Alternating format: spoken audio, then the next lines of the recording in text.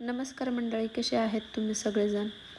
तर कियाला आहे ते म्हणजे पायाला मच्छर चावल्यानंतर थोडंसं रिॲक्शन होत होतं. म्हणजे तिला साबण आहे ते दुसरं वापरलं होतं, त्यामुळं तिला हे असं रिॲक्शन होत होतं. आणि तिचे दात पण खराब झाले होते, म्हणजे किडले होते चॉकलेट खाऊन. त्याच्यामुळं मला तिला हॉस्पिटलला न्यायचं होतं. मग आधी माझ्या शॉपवरती गेले आणि शॉपवरती गिरीशला सोबत घेऊन मग आम्ही हॉस्पिटलला गेलो. हॉस्पिटलला पण अपॉइंटमेंट घेतली होती.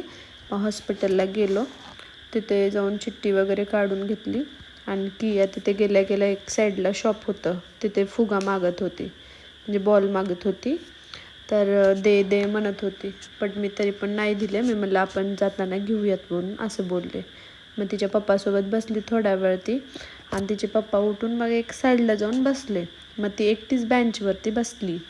तर तिच्या साईडला 2 माणसं येऊन बसले. तर 2 माणसं येऊन बसल्यानंतर तिचं रिॲक्शन असं होतं, म्हणजे नॉर्मली सायलेंट बसली, बट जेव्हा ते माणसं उठून चालले होते तेव्हा ती एकदमच रडायला चालू झाली. म्हणजे तिनं ती भिली.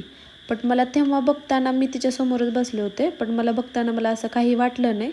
पण तिनं आत्ता मी व्हिडिओमध्ये जेव्हा पाहिले तर तेव्हा असं वाईट वाटत होतं मला. मग तिला जवळ घेतला गिरीश आणि मग शांत वगैरे केला आणि ते फुगवायचे वगैरे ते घेऊन दिला तिला.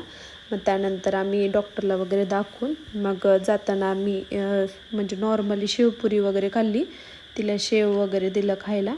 आणि मग सगळं झाल्यानंतर मग घरी आलो रिटर्न. पाऊस पण पडत होता भरपूर.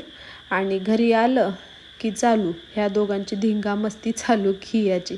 आणि किया खूप सतवते क्रिशूला, खूप म्हणजे खूप जास्त सतवते.